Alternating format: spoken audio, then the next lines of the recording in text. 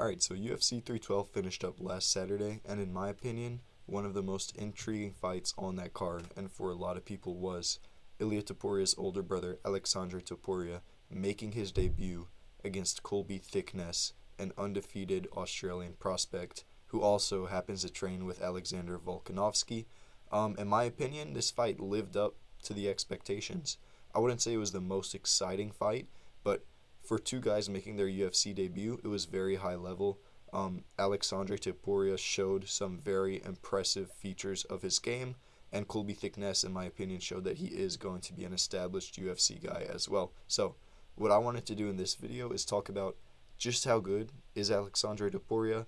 In my prospects to watch on UFC 312 video, I talked about how we really just don't know anything about this guy. Well, guess what? Now we know a little bit about him, and I'm excited to talk about it because I saw a lot in that, and I think we can learn a lot from it.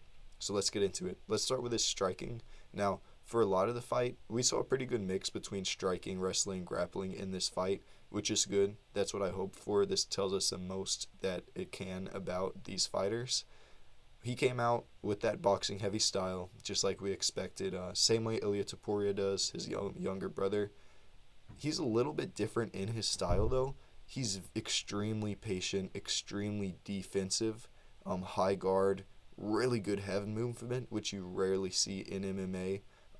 Maybe the thing that did get Ilia head kicked at lightweight, but Colby Thicknesse wasn't able to do that. He did throw quite a few head kicks up there. I think that was a read that he made, a read that he planned for, because Aleksandre Topuria does have very good boxing head movement. He gets his head off to the side, and of course that does make you vulnerable to a head kick, but he seems to be cognizant of that. He did a very good job of getting his arms up to shield himself. Yeah, all-around defense, very, very good. Colby Thicknesse hardly landed anything valuable to the head. He had a few good body kicks, which are expected when you're taking that boxing high guard, but none of that was all that effective.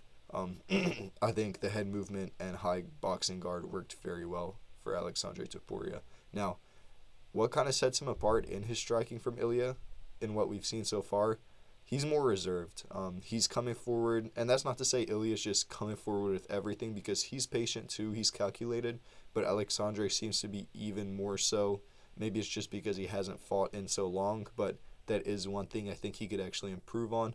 When we did see him letting his hands go, he was able to land some shots that looked like they definitely affected Thicknesse, and it's not as if he was throwing 100% just reckless abandon going for combos. Everything he was throwing was patient, measured. He wasn't getting countered at all, which is good to see. He was landing those uppercuts to the body really well, and when he would throw in combinations, he would land just about every punch. Now, it would appear that he maybe doesn't have quite the same power as his younger brother, which is expected, who's going to have that amount of power. But from what I could see, it's not below average power. It's average or better than average power, because he was throwing still pretty reserved. He wasn't throwing full force into his shots, getting off balance. He was staying reserved. He was staying calculated, throwing short, hard punches that definitely had an effect. This is a guy that I think we will see getting nice boxing combo TKOs, kind of like a Jack Della Maddalena in the future, even if he's not putting guys out cold like his younger brother. But his leg kicks also are an aspect of his striking that looked very good. Now, just like Ilia, again, he throws them not all that frequently, but when he does throw them, he throws them hard. He throws them with good timing, so he's not getting countered off of those, and you can see that it has an impact. When you are going forward with that crouched down, very planted boxing stance, you are going to be able to land good, powerful leg kicks. One, because your opponent's not expecting it. They're busy focusing on your hands. And two, because you are planted, you are leaning forward, it's easier to swivel your hips and just land a powerful leg kick to the calf. Now, my favorite part of his boxing in particular was his jab. His jab looked amazing. I think that was probably his best weapon in the fight, aside from the wrestling and grappling, which we'll get into in a minute. His jab looks very crisp, very powerful. He landed just about every one he threw, and you could see it had an effect. I would say he maybe has a better jab than Ilia even. I think that's just something he has a talent for. It looks really good. Now, let's talk about his grappling and wrestling, because this is ultimately what won him pretty much every round in that fight. Like I said in the video before UFC 312, this guy looks extremely strong for a bantamweight. Now, he did have a height disadvantage because Colby Thicknesse is a tall guy for bantamweight, but even so, I believe he had a size advantage. He looks a bit like Islam does when he grabs you. You can see his back muscles rippling. Super strong guy, super big for bantamweight. Anytime you get in the clinch with him, he is going to be able to control you. He's going to be able to spin you around, take you down if he needs to. But even more impressive than that, in my opinion, was the way he stuffed Thicknesse's takedowns. And Thicknesse is a guy that does have extremely slick takedown entries, really good entries into a double leg or a single leg. He never came close against Topuria. Topuria was able to sprawl every takedown really well.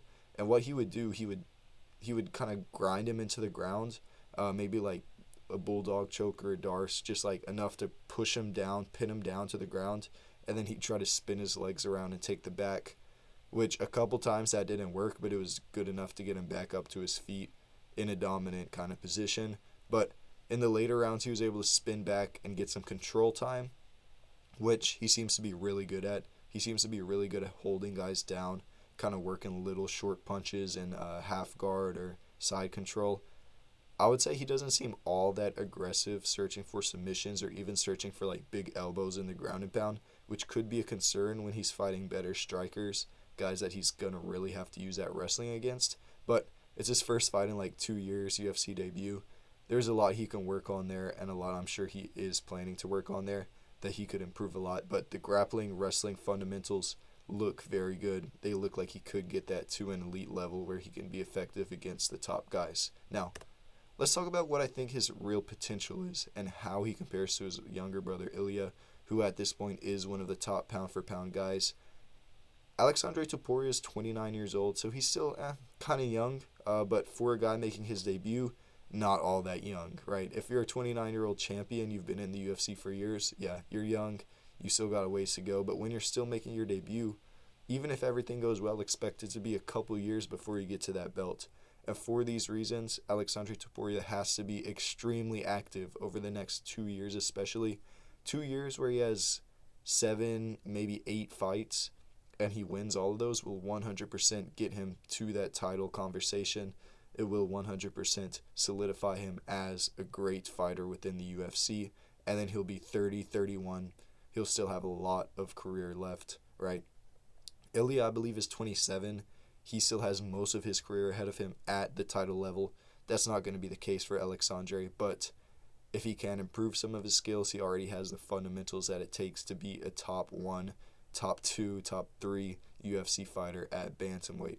Now, something that they talked about after the fight, these Georgian guys, I believe Merab was there in the corner too, Ilia obviously, they said they all have a plan to move up. Merab move up to 145, which I'm not sure he's big enough there. I don't think that's great matchups for him at 145, but he's just about cleared out bantamweight. A few more fights, it might make sense. Ilia moving up seems inevitable. He's been talking about it. We may even see Ilia versus Islam very soon, from what the rumors are.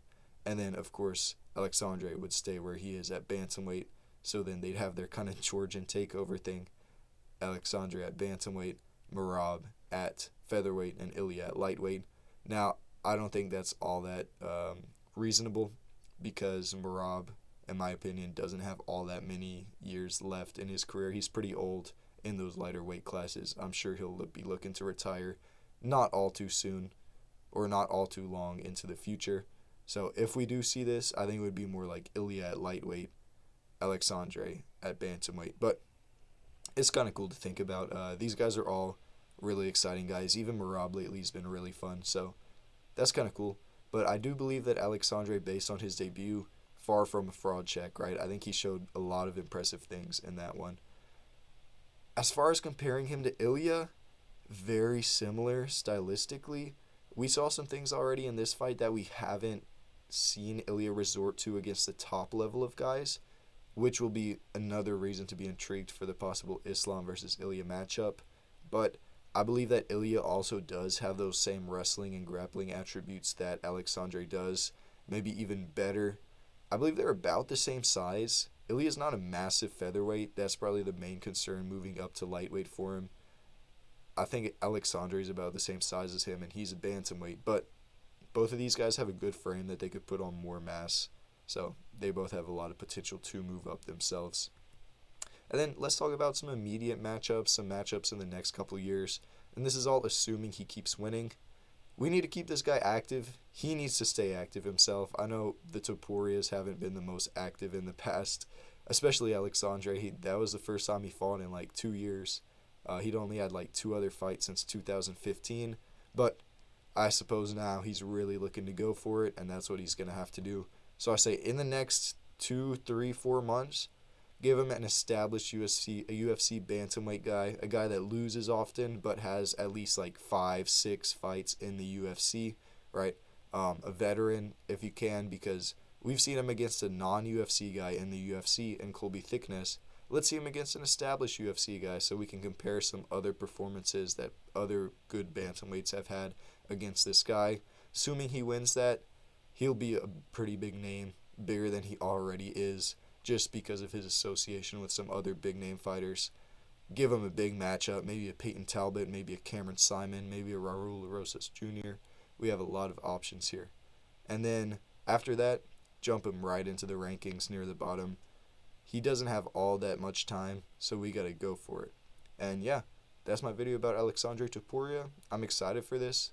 I want to see the rest of his career, so let me know what you guys think. Is he good? Is he not so good? How does he compare to Ilia? Let me know. Have a good day.